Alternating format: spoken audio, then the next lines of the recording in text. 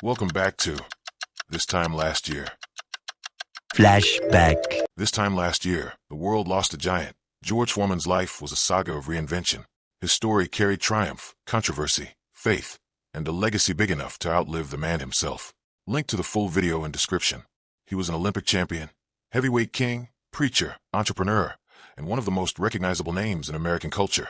He died on March 21st, 2025, at the age of 76. His death marked the end of a story defined by reinvention, resilience, and a kind of second-act magic. His life wasn't without controversy.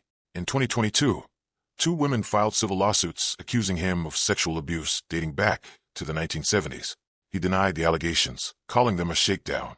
The cases were eventually settled out of court in 2024, with no admission of wrongdoing. The settlements left a complicated footnote in an otherwise celebrated public life, a reminder that icons are still human, and legacies are rarely simple. George Foreman wasn't just a boxer or a pitchman. He became a symbol of American reinvention. His comeback in the 1990s didn't just inspire athletes. It inspired anyone who'd ever been counted out. He became a fixture on late-night TV, a warm, self-aware presence who leaned into the joke that he'd once been the scariest man alive. He embraced the role of elder statesman, offering advice to young fighters, preaching patience, discipline, and humility, lessons he learned the hard way. And the grill? That was an accident. Foreman understood branding before athletes were expected to. He turned a kitchen appliance into a global empire, earning more from that smiling logo grill than he ever made in the ring. It made him one of the wealthiest retired athletes in the world, and one of the first to prove that athletes could build businesses that outlived their careers. He had 12 children and 5 sons named George. He said he did it so they'd always have something in common. A choice he defended with a grin, saying, "If you're going to name someone after you, why stop at one?" It became a running joke in pop culture, but for Foreman, it was about unity, legacy, and identity.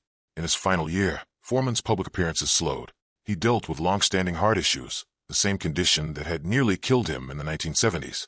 He spent more time with family, more time at his church, and more time reflecting on the improbable arc of his life.